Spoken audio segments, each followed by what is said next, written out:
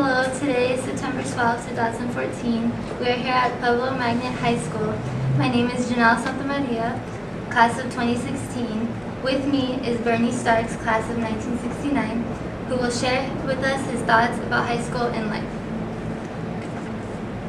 How are you doing, Janelle? Good, how are you? I'm very well, thank you. Thank you for being here. Let's get started. Can you describe what South Tucson was like when you were growing up here? How would you describe our community has changed through the years? When I grew up in Tucson, one of the most noticeable things, and obviously, I mean, it's probably pretty obvious I'm African American. You know, a lot of people, and I hate to put it from this point of view, but it's just one of the very noticeable changes. A lot of people that come to Tucson, especially African American people, say, where are the African Americans? And a lot of people notice that you don't usually see a lot of African Americans. And when I grew up over in Western Hills Vistas, and that area was probably about 75, maybe 80% African American. We had places like South Park that was about 80% African American. A Mountain was 80–90% African American. Then you had a place called Sugar Hill. So you had communities in Tucson which were predominantly African American, not exclusively African American, but predominantly African American. And now there's probably no place in Tucson that you can go to where the African American population is more than about 20%. And what happened is we saw a real migration of the African American population, so there was a spreading out. When I was here, though, and again, this kind of goes with what the students were like, is regardless of whether or not you were black, or whether or not you were native, or whether or not you were Anglo, or whether or not you were Hispanic or Latino, we were students, and whether you went to Pueblo Gardens Elementary School and then Underback Middle School or Wakefield or whatever school, we came to Pueblo and we were kind of a family. In fact, when Pueblo first started, the whole idea of Dr. Brooks, who started the school, was to try to bring about a school where kids could get along. He especially brought students and faculty together, because that was right in the times, when you were having racial problems. And Pueblo was the one school where you could go. And did everybody get along all the time? No. But this was one of the schools where kids could come and actually not feel intimidated being brown or being white or being red or anything else. So it was a real good environment then. We went to each other's houses. We grew up in our neighborhoods. We came to Pueblo, and this is a place where we all felt good. So I think that was one of the really good things about the area, and one of the differences in the area now, because I don't see a lot of people coming together as they used to. What were the students like when you attended Pueblo? They were fun, really awesome. Like I said, one of the differences in the student body is we had a real diverse student body back then. Now, and it's not a bad thing, but the majority of the student body, they call it minority, but the majority of the student body is Hispanic, Latino. And is there anything wrong with that? Absolutely not. But there's so much wealth when you're in an environment where it's a diverse environment, and you get to learn from different people, you get to learn from different social groups, economic groups. And back then, you had a real good mix of black students and brown students and Native American students and white students. And you don't see quite as much of that anymore now. And I don't think it's a bad thing, but I don't think we've gained as much. I don't think our students gain as much from that. A friend of mine that I went to a camp with called Anytown, when I was working before I was a counselor, before I was doing dropout, I worked in the magnet office. And she called me because her son was interested in the media program at Pueblo.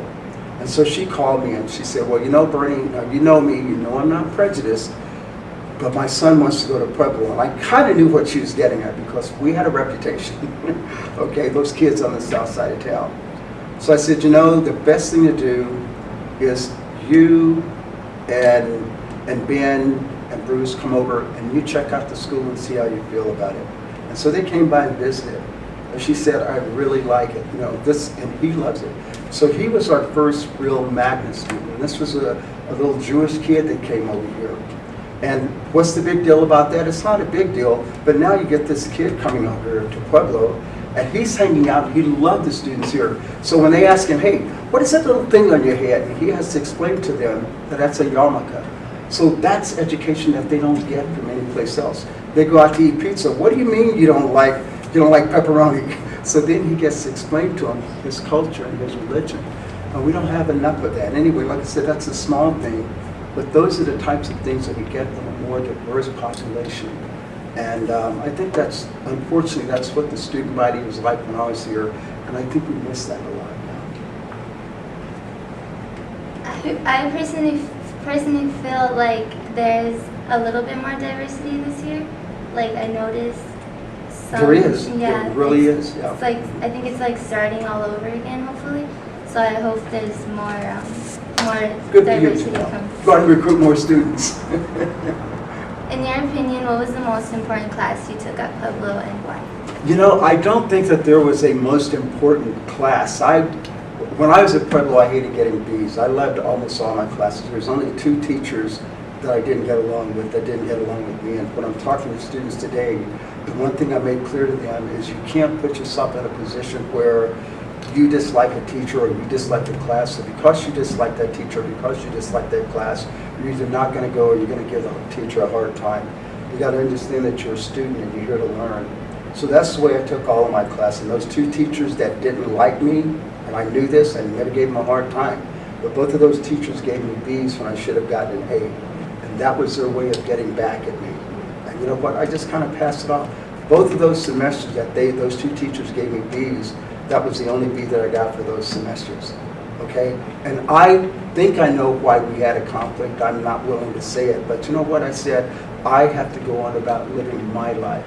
So every time I went into a class, it was, what can I get the most out of in being in this class? Or what can I get the most out of being with this teacher? And that's what I try to do, go in every single class and see what I could get out of it that was going to help me for life.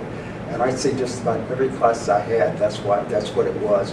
So that's why I said I can't say which was the most important class, but every class you go into, every single teacher is a different personality, a different person. So every time you go into one of those classes, you're learning from that teacher, you're learning from that source. So you should make every single one of them important. What major historical periods, events, or crises were going on when you attended Pueblo? Ooh, boy, for me there's a lot of, do you remember the me generation, the hippie generation? That was a flower generation. I think that was one of the movements that was going on then. I think the 2 most important, though, was the Vietnam War. And I was right in the middle of the Vietnam War, and that was huge. The other thing was civil rights. And, you know, during the 60s, when I was growing up and in high school, major emphasis on civil rights. So I'd say the 2 most important things that were going on then was the Vietnam War and civil rights. What was your best experience at Pueblo? I think my best experience at Pueblo, I ran for student body president, that was a lot of fun. But I think my best experience, probably my most memorable experience, I'm going to tell you another memorable experience, wasn't really my best, but I tell students, and I take pride in the fact that I missed 2 days of school when I was at Pueblo. One day that I missed, I got sick. I could not get out of bed. I mean, I didn't get sick back then, but this one day I got sick and I just could not get out of bed. It helped me because I've just gotten cast in a play at the last minute. We were doing Lilies of the Field, and I got sick and I spent the whole day in bed learning my lines, so that was a good thing. So maybe God was looking out for me. But the other fun day that I had was Senior Ditch Day. I tell students that was the only other day that I missed school was Senior Ditch Day. To all my other classmates, it meant nothing, but to me, it was special. I get to ditch, I'm doing something bad just because. And I enjoy that, I really enjoy that. But probably the day that I liked most when I was at Pueblo was being able to give one of the graduation speeches, the graduation. Who was your greatest inspiration during high school and why? During high school, I think my greatest inspiration here at Pueblo was a librarian by the name of Etta Mae Dawson. She was African American, and she was just, this woman was so smart. And again, this was at the time of civil rights, and part of civil rights was this thing that people were into, sit down, I'm black and proud, and, you know, we were wearing the Afro hairdo, and, you know, black people were into, and you know, there was kind of a misconception because people thought that African Americans were out to say that we're better than someone else or better than this, but it wasn't. It was basically trying to find a pride in who you are.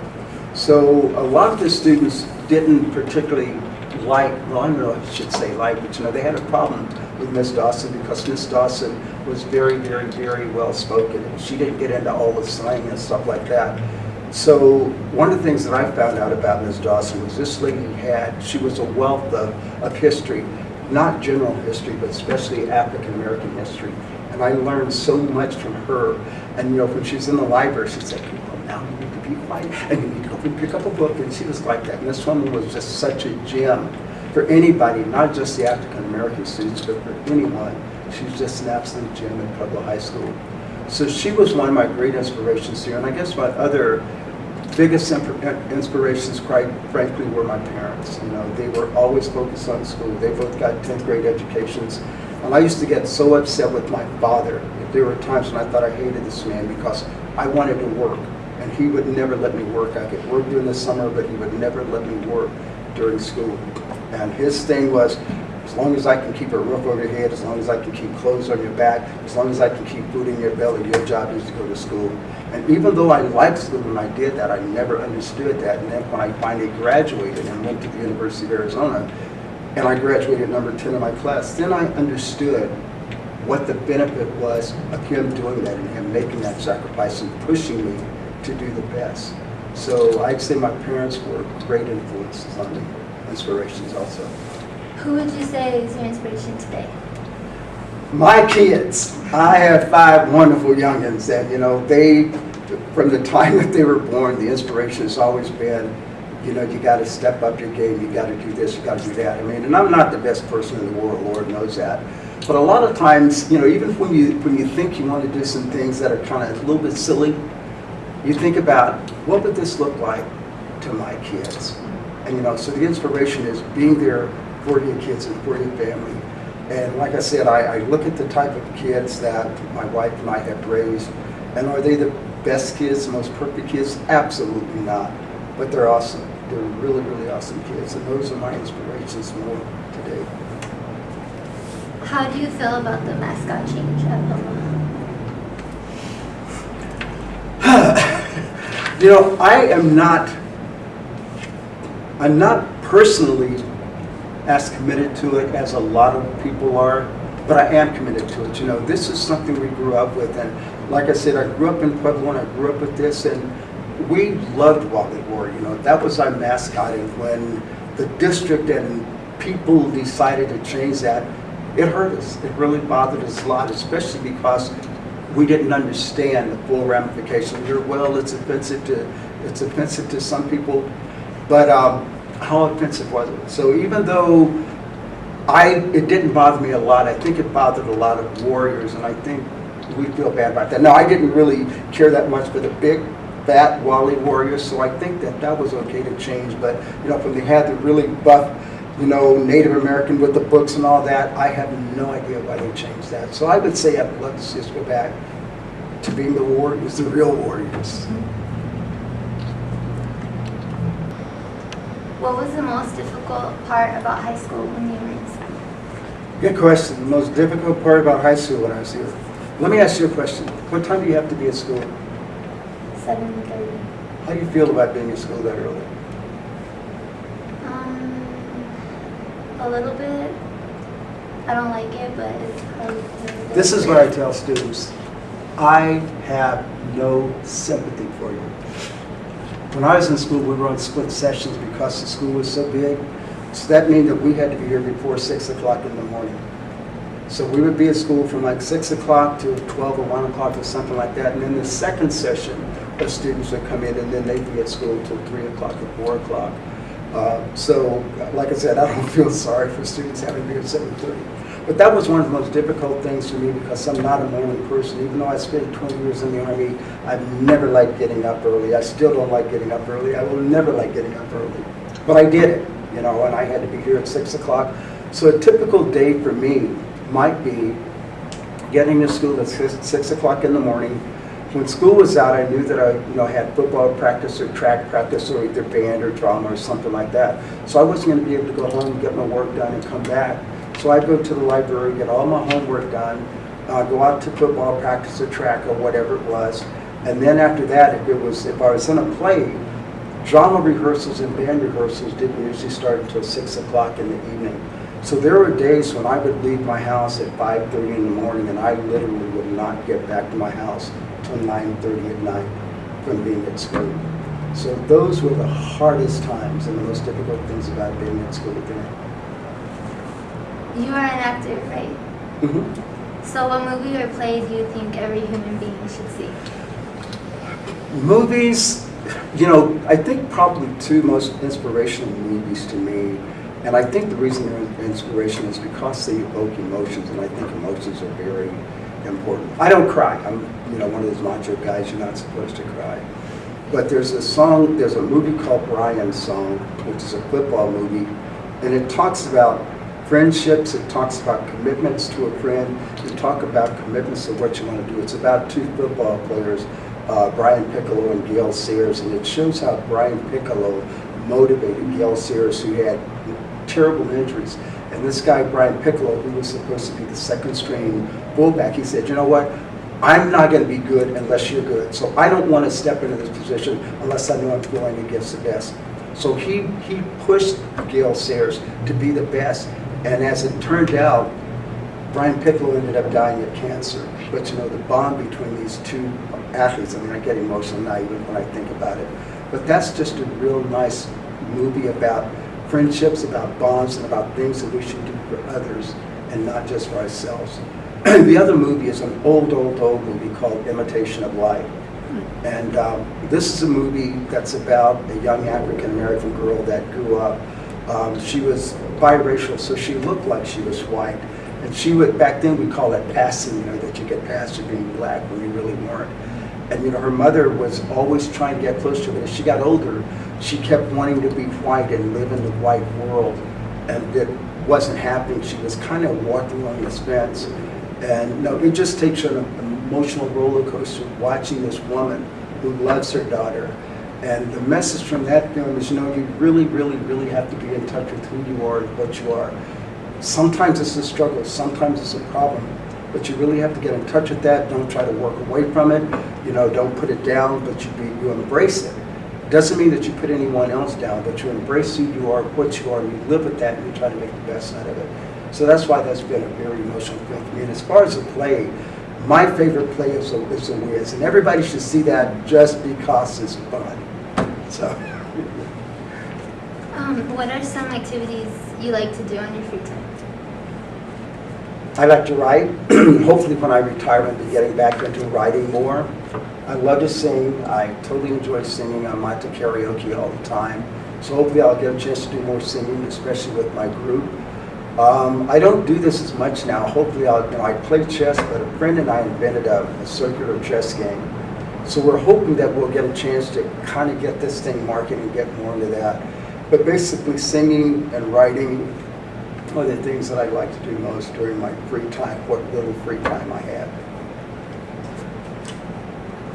What would you say to a student who is thinking about dropping out since you're a dropout? Worst decision in the world, and one of the sad things, and I deal with this all the time in my job, is that students can't see it. There are so many things overwhelming kids today that they don't see, and I try to make it very practical for them. The bottom line is that without a high school education, without at least a high school education, your chances of even kind of being successful in life goes down. And I've had kids say, well, I know people that don't have a high school education. They made it. Yeah, that's possible. So you do have people that didn't have a high school education that have made it very well. You have people that have high school educations and college educations that don't make it. That's a fact. But the question is, and I put it to them in a mathematical way, if you take 1,000 people that don't have a high school diploma, how many of those are going to make it? Maybe 10%, and that's probably little. So you got all these people that don't have a chance at making it. Now, if you take the people that have a high school diploma or a college education, all of them are not going to make it. So how many of them might not make it? I don't know, maybe 20%. But that means you have this many people that are going to make it. So where do you want to be? Do you want to be a part of this group that might make it? Or do you want to be a part of this group that have a good chance of making it? And you know, right now, you can't even get a job at McDonald's if you don't have a high school diploma. It used to be that you could settle for a GED. Can't even settle for a GED anymore. So I would just tell them very, very seriously, and I get real with them. If you don't have your diploma, how are you going to live? How much money are you going to make? Are you going to be able to afford an apartment? Are you going to be able to live with mom and dad for the rest of your life? So, you know, you really have to talk about that. But dropping out of school now is just not an option. And even President Obama says, you know, you owe it to your country. Your country needs you. And the other thing I'll tell them is, you know, when you drop out of school, not only is it important to you, but it's important to me. Because if you drop out of school, I'm going to end up paying for you because it's my taxes. So anyway, it's just, yeah, they got to stay in school now. To end, could you maybe sing a little piece for us? Could I sing a little piece for you? You got music? I'll tell you what, let me tell you this. This is one of my favorite songs. I see trees of green, red roses too. I see them bloom for me and you. And I think to myself, what a wonderful world. I see skies of blue, clouds of white, the bright blessed days, the dark sacred nights. And I think to myself, what a wonderful world. The colors of the rainbow, so pretty in the skies, are also on the faces of people going by. I see friends shaking hands, saying, how do you do? They're really saying, I love you. I hear babies cry, and I watch them grow. They'll learn much more than I ever know. And I think to myself, what a wonderful world. Yes, I think to myself, what a wonderful world. Oh, yes. That's really good. Oh, you want to applaud for me? Sure. Okay, thank you. What else? Is that it? Okay. Oh, thank you for being here. It was my pleasure, Janelle.